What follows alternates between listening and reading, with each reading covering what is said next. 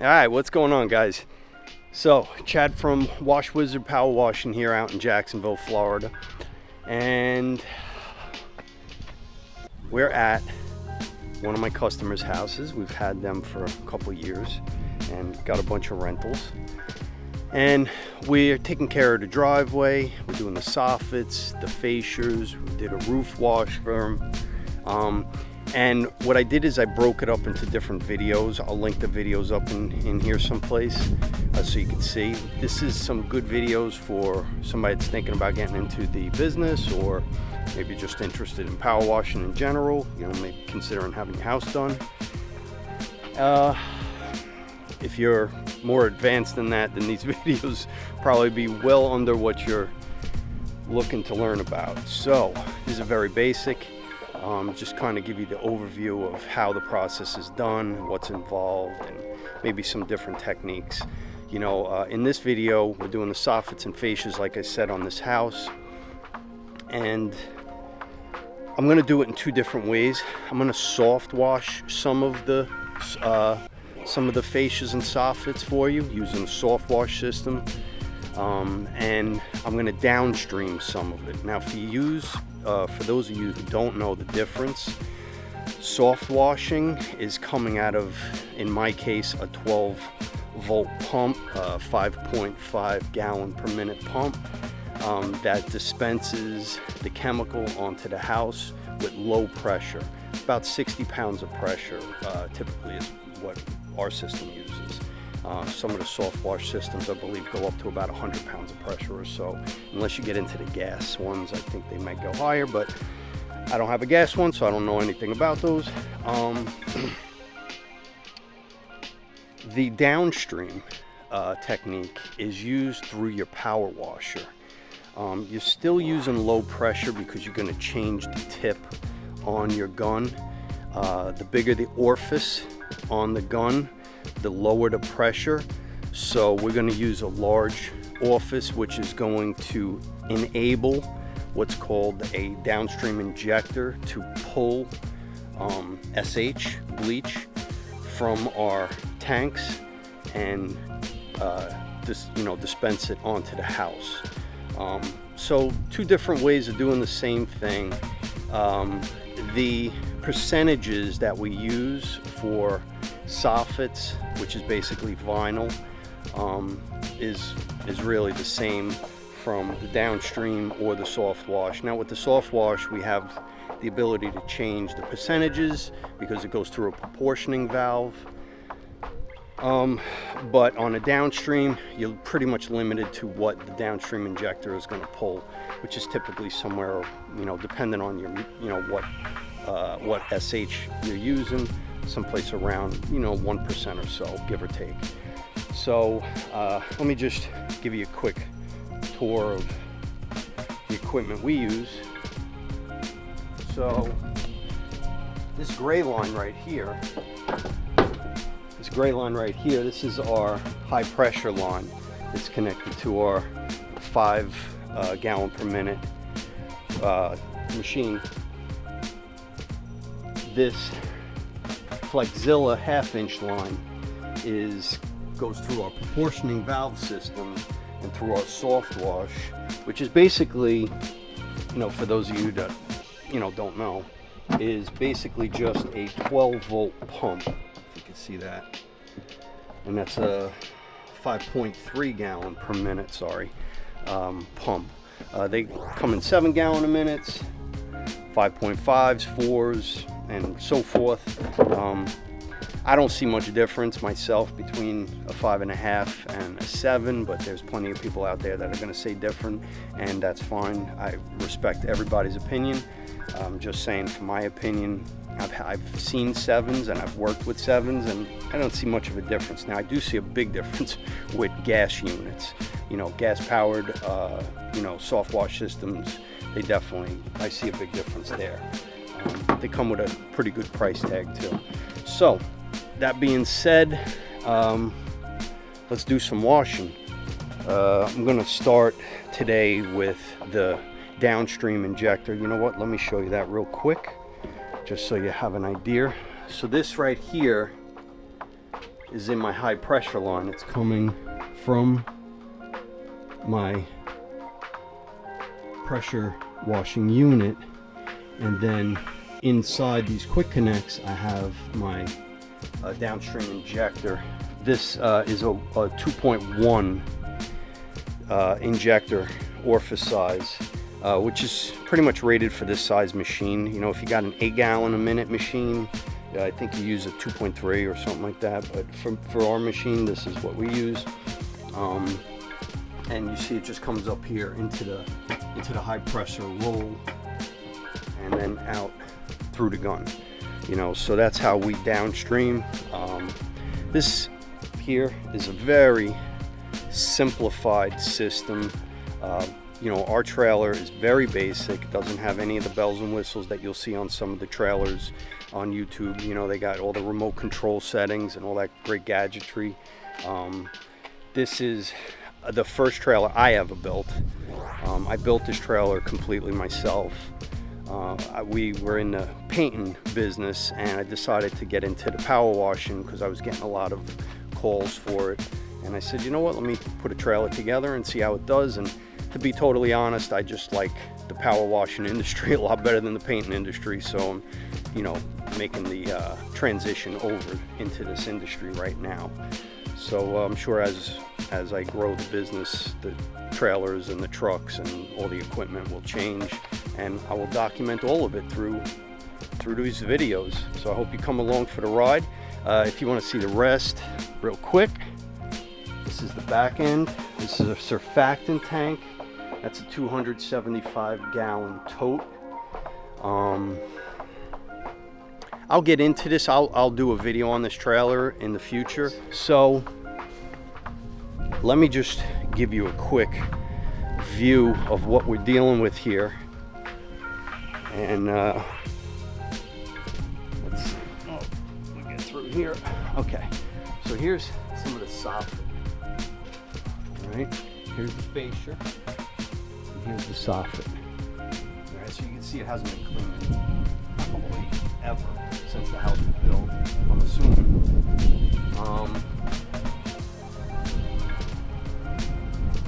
That was pretty much the worst area, but you know, some of the regular stuff kind of looks like this. Now, let me show you something. You see the black striping on the fascia there? And you can see some of it underneath on the soffit over here on the drip edge. So with an SH bleach mix, a house wash mix, that's not going to come off. You need a different chemical to pull that off. That black striping is actually the asphalt from the shingles on the roof. You know, shingles, asphalt shingles, they bleed throughout their life as they, you know, wear over time, rain, you know, wear and tear on it, sunshine, especially here in Florida. So you're going to get a lot of that kind of look up on that kind of staining up on that fascia board.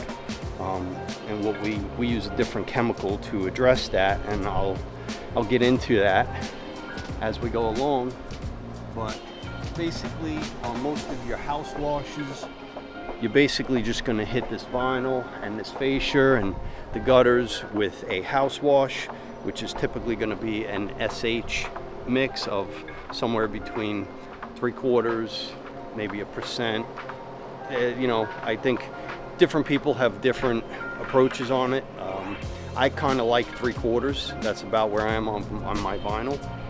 If I get into like vinyl fences and they have a lot of organic growth on them, I'll probably bump that up to like 1.5–2%. But typically, you know, on any kind of vinyl, I'm someplace at 3/4%. Just FYI. So let's get into it.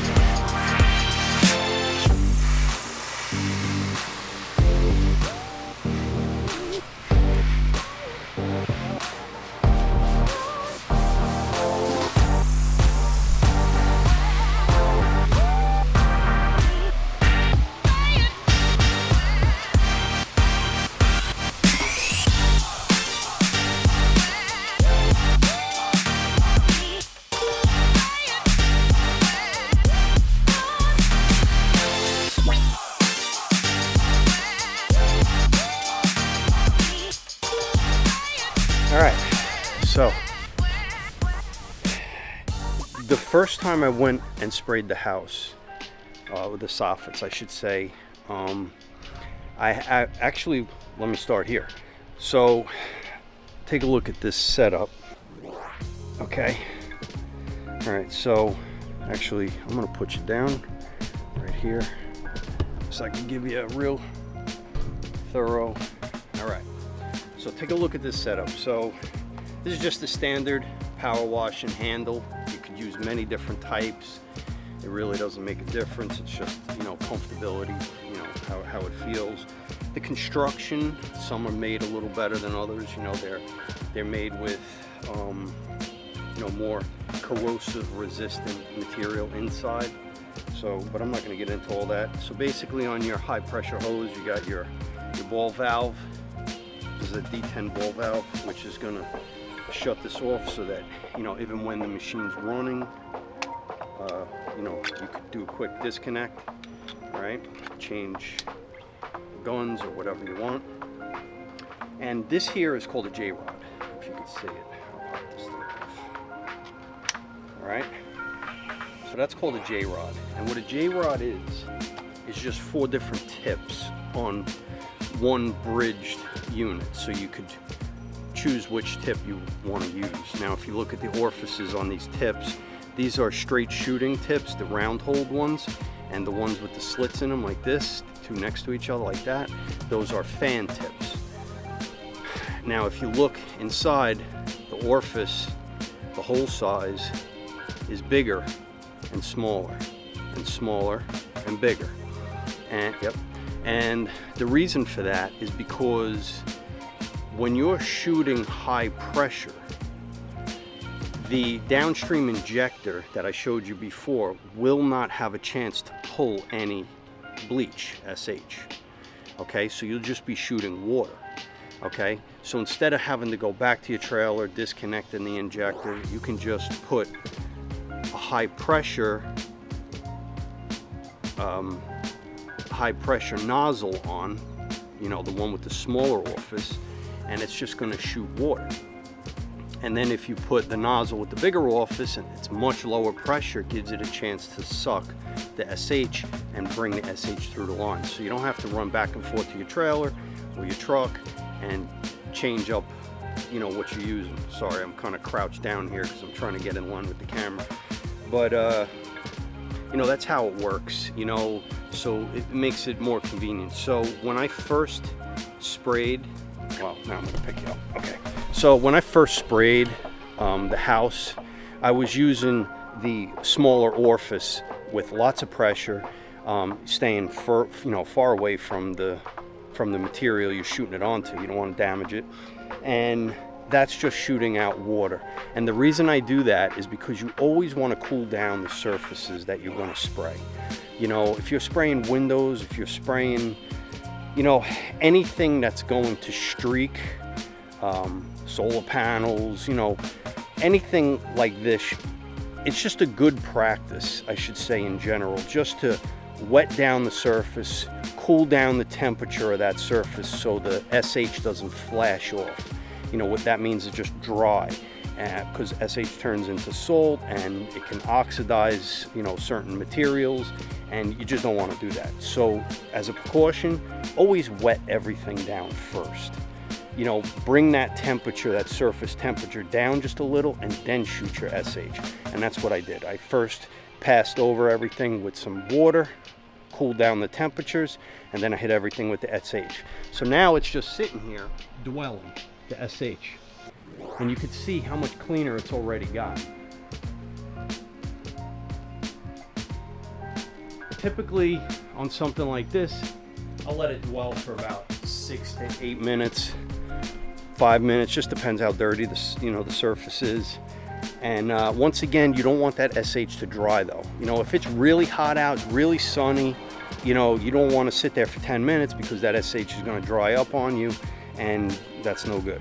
So you want to make sure that you let it dwell long enough, but not too long where it's going to flash off, you know. So now I'm going to hit it with some water and we'll check it out, see what it looks like after that. All right, so this is what we got here After it's rinsed. after the rinse.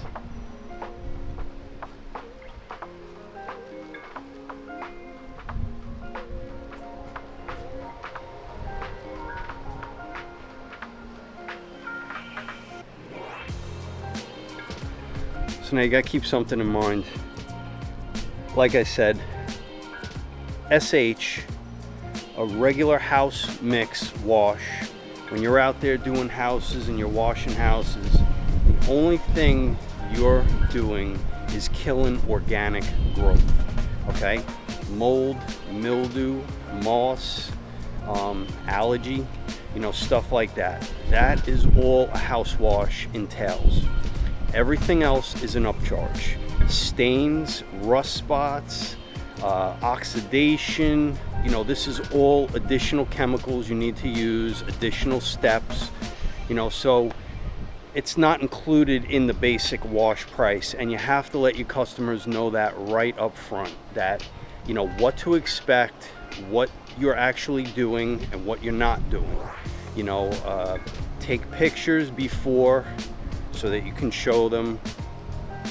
Always do walkarounds of the property, photograph everything, or video better off to video everything, you know, so that, you know, you don't get a call 2 weeks later saying that you killed their bush, or, you know, you damaged something on their house. You know, make sure you send them that video, the before and the after, and you keep it on file for a while.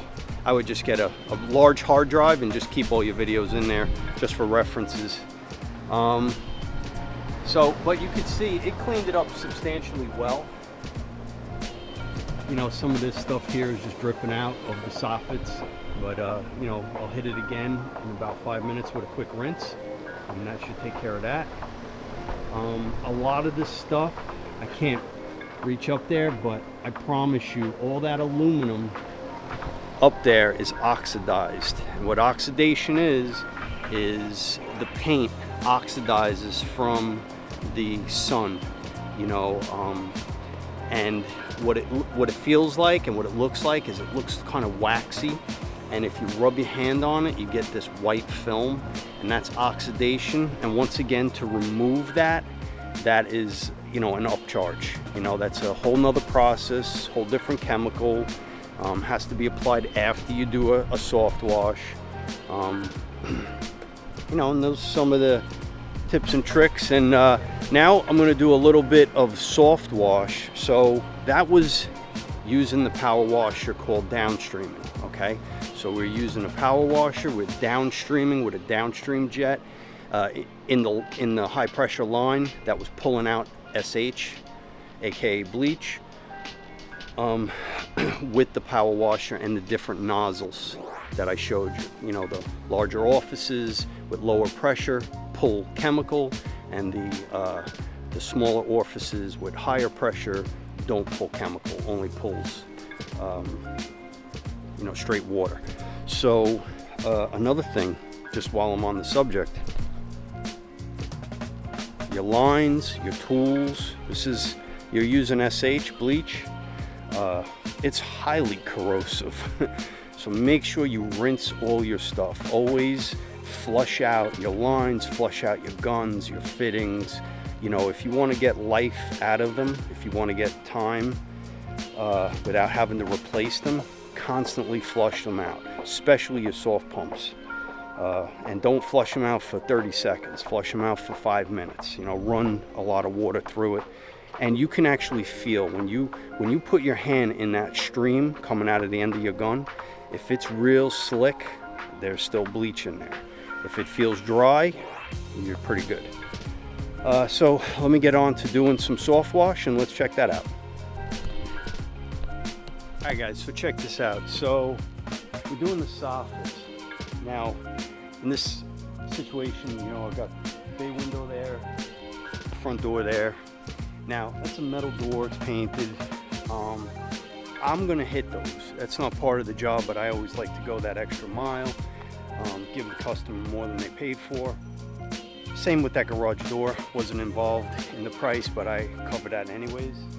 Once again, so important, pre-soak those those objects. You know, that front door, you've got to pre-soak it. You know, and don't get up on it and shoot the SH directly on it. You know, you don't want to get the SH inside the lock cylinders. It'll corrode them over time.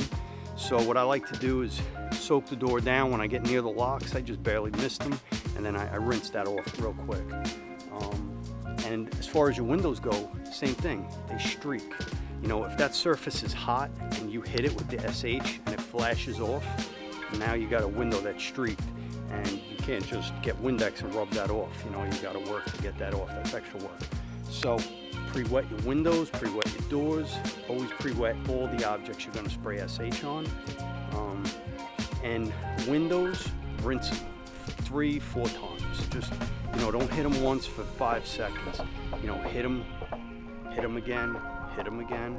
You know, make sure you get all that SH off. You know, when you're spraying doors, once again, you don't want to get a lot of pressure on those doors. You don't want to blow it under the door. You know, some of those doors don't have great seals. You don't want to get that SH into the customer's house. That's never going to be a happy customer. Get your bad review. You know, so take caution when you're spraying windows and doors. Make sure they're shut. You know, that's learn that the hard way. Hoping you don't. So.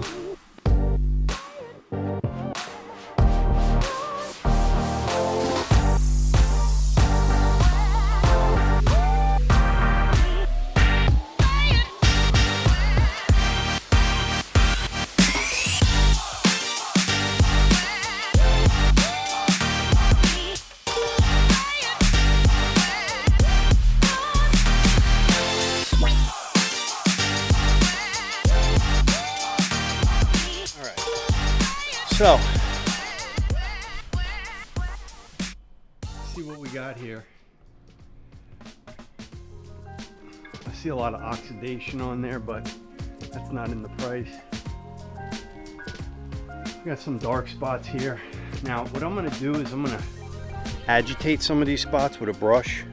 Basically just hit them with a soft bristle brush, some bleach mix real quick, and then let it dwell a few minutes and rinse it off one more time. This is really, an option for you. You know, it's not really included in the price, but I don't like the way this looks. To me, it just don't look clean. If I was the customer, even though it was explained to me, I'd say, well, can't you do a little better? So for me, I don't mind going the extra mile. It'd take me literally 10-15 minutes. I'm just gonna run around the soffits with a quick brush and let it dwell 5 minutes, rinse it off, and then I'm gonna go with that. So let's see what that looks like. In this bucket mix I made, I have about a 4%, 5% mix in there. And, I like to do pretty wet.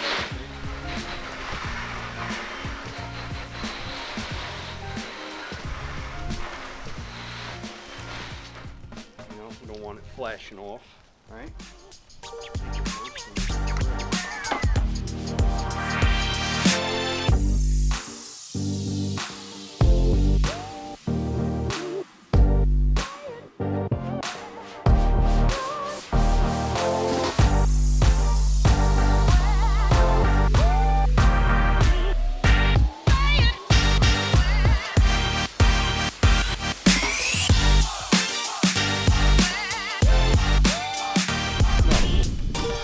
Take a look at that. You can see there.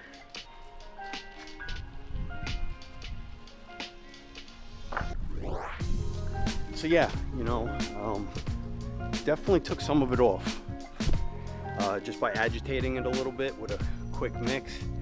Once again, I think it's always worth going a little extra because you may surprise yourself. I honestly didn't think it was going to make that much of a difference, but it did.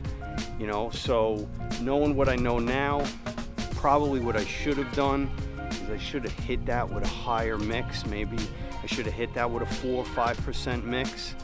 That's pretty excessive for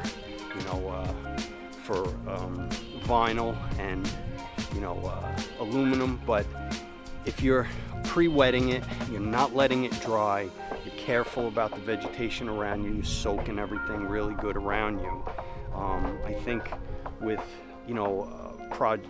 projects that are this dirty, on that section, you might want to increase that, to a 4+% mix. All right, guys, that's a wrap.